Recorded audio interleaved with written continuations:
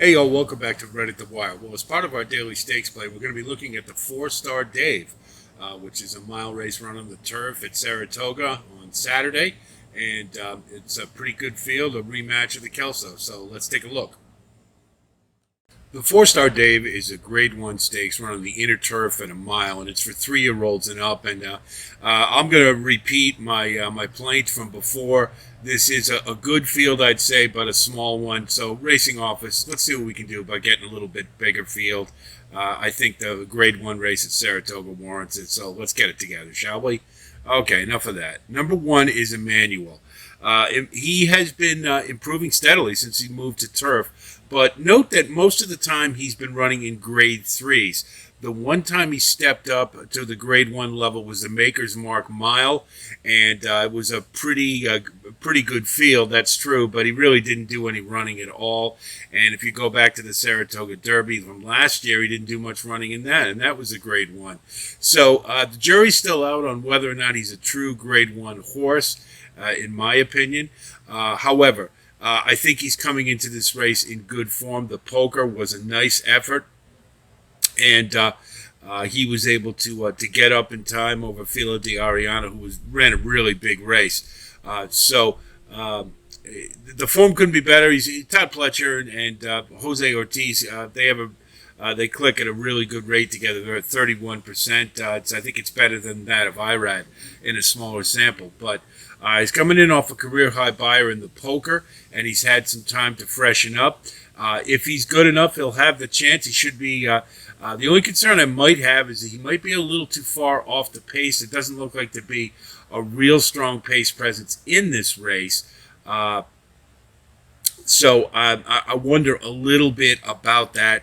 But I think you have to use him, and under the right circumstances, he could possibly take it down. Number two is Full Screen, and this one isn't good enough. That's the bottom line. I think he's a field filler, nothing more. His last effort was in an optional claimer, and he finished fifth. His career high buyer isn't nearly close enough to what's required for this race, so he's a complete pass. By Sea Cottage is kind of more of the same. This horse runs at the allowance and claiming level, is going to be on the engine. That's his contribution to this race is being on the pace. We'll probably try to slow it down a little bit. I don't think he's going to be able to, and consequently that'll compromise his chances. This is a big step up from any type of class race he's run before, so I don't like his chances in this one. Pace factor only. And then we come to number three, Annapolis, and the Kelso last time.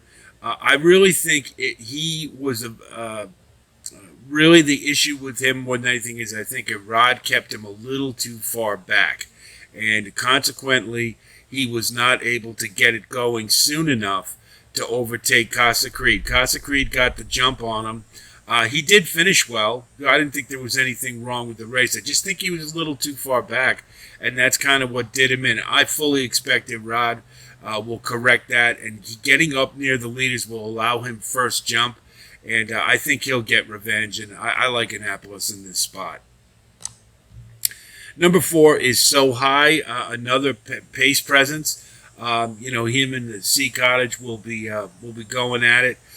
This is horse coming off a pretty good effort in the United Nations, but you notice that was on the engine early and faded late. It was at a longer distance. This one tends to run it longer.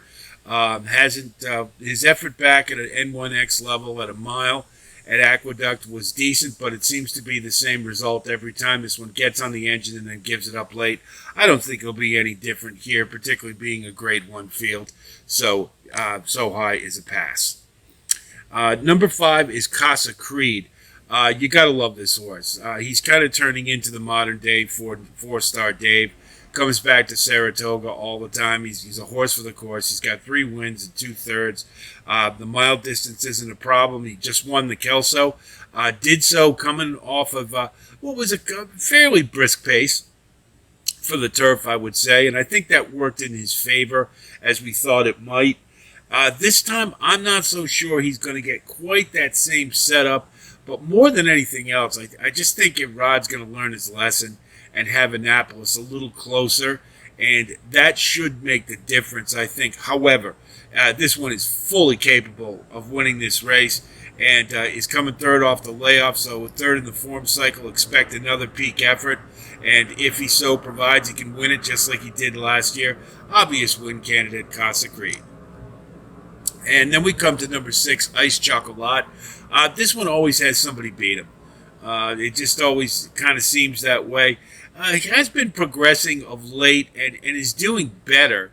Had an okay fourth in the Kelso, though he did have some problems at the start that kind of compromised his chances. But he is moving forward. I just think he's a cut below the top two in here. You see Kasi made the switch over to Rosario. Joel's running really well right now, so maybe that'll be a help. I think you can use this one under. It would take a pretty monster leap forward to beat the top two in here, but I think this one's certainly a candidate for under. So here's our. We're going to do our top three for the 4-star, Dave. It's a small field, and consequently, I don't think there's any point in doing a top 5. So, number 1, we're going to go in Annapolis this time in a rematch with the Kelso.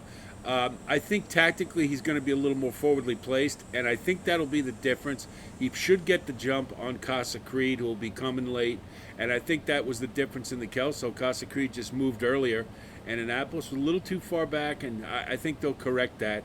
And if that's the case, he's running well. He should take it down. Number 2 is Casa Creed, of course. He'll be flying late, and he could very well win this. It's really the only difference between the two, in my opinion, is tactics. So Casa Creed, third off the layoff. Bill Mott, big stakes day. He'll have every chance. And then number 3, we're going to go with Emmanuel. It's a big step up to grade 1s. We're going to see if finally he's moved forward enough to be a true grade 1 horse. The same concern I had with Annapolis and the Kelso, I have with Emmanuel. I think he might be a little too far back for his liking, but he's certainly a candidate to be under. And, of course, Ice Chocolat, too. One of those two. You want Ice Chocolat probably for the price, but I think those are the 4 solid horses in this race. And I think it's going to be a good one. I think we're all looking forward to seeing that Casa Creed Annapolis showdown in the stretch, and I think we're going to get it. Looking forward to watching it. If you like content like this, you can go on over to our website, rightAtTheWire.com, and we've got full coverage for Saratoga. 2-year-old analysis, daily plays, as well as full card analysis on the weekends. So we've got the full gamut of analysis available to you for the spa, so if you play it, it's a good resource for you. If you like what you see here on the YouTube channel, please like and subscribe. And we thank you all for coming by. We've had a spike in membership, as I've mentioned, and I really appreciate the support. And looking forward to having you all with us as we make our journey through the thoroughbred racing season. So again, thanks so much for coming by, and keep those comments coming. I love to hear from you guys. So that does it for today. We'll continue with our daily stakes plays throughout the meet at Saratoga, and I'm still formulating what we're going to do for the weekend, but we'll likely have a special posting regarding a sequence, either Del Mar or Saratoga. Just haven't decided which one yet, but you'll have that coming up as well. So I'll be talking to you in the very near future, and until then, be well.